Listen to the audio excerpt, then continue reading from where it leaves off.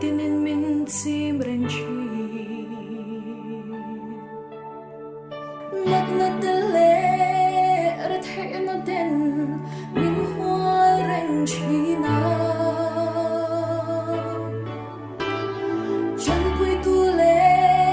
min nem tu tur le ya ka mulo chan pui tu la pa ka ngai em se ka ngai em se la pa ka ngai sual se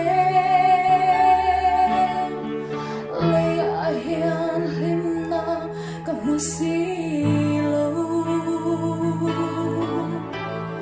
lungai le mang an ra thei na song po Isu ikyanga aboto ang Leia hen zong ra thei ta ta lim ni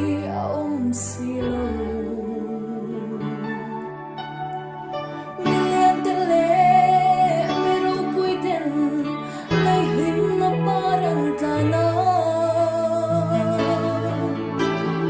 ma selaya hen ring tu ten na thei ma ila Iso ne na chuan kan him to ang kan ngai em se la pa kan ngai suan se le a hian him na ka mu si lo lungai le mang an ra thei na song po Isu ikyanga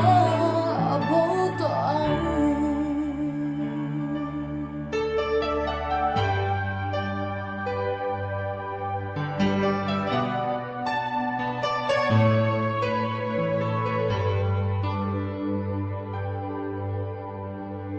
Ol isu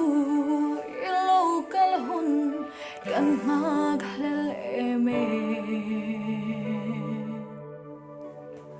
Riang vai fatin kan hak arenge iram buat sa itu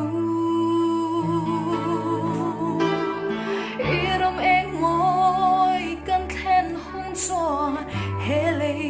kan ngai lo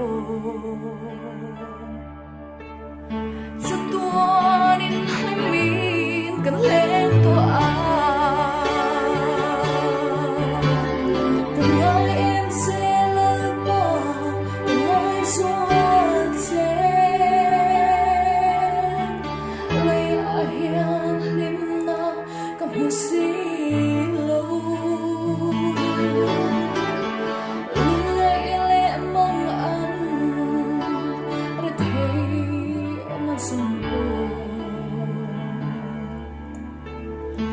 Isu ikyanga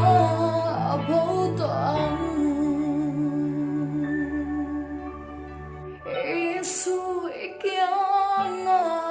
aboto